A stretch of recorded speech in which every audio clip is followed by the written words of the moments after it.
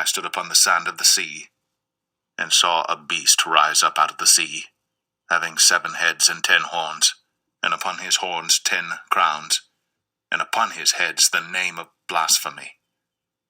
And the beast which I saw was like unto a leopard, and his feet were as the feet of a bear, and his mouth as the mouth of a lion. And the dragon gave him his power, and his seat and great authority. And I saw one of his heads, as it were, wounded to death, and his deadly wound was healed. And all the world wondered after the beast, and they worshipped the dragon which gave power unto the beast. And they worshipped the beast, saying, Who is like unto the beast? Who is able to make war with him?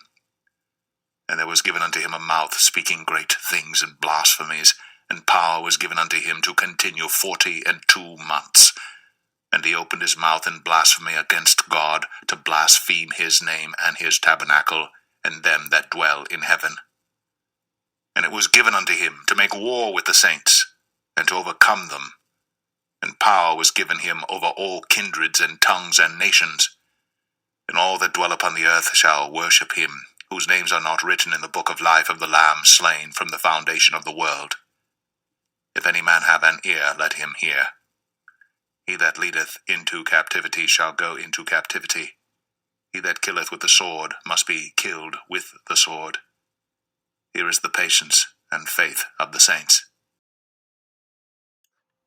What we want the G7 to try to agree is that instead of vaccinating the whole world by 2024 or 2025, which is the current, what we'd achieve on the current timetable, we need to get this done by the end of next year, by 2022. What we need, I think, is a global treaty on pandemic preparedness. Is a global treaty on pandemic preparedness. Is a global treaty on pandemic preparedness.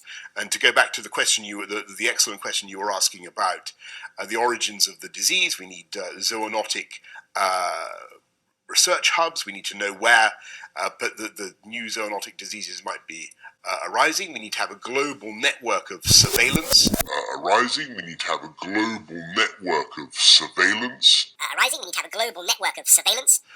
For pandemics, we need to have rules so that there can be no interruptions of supplies across borders, so that we have secure supply chains for the things that we depend on in future. And clearly, we need to have agreements on issues such as vaccine passports, COVID status certification, and the rest.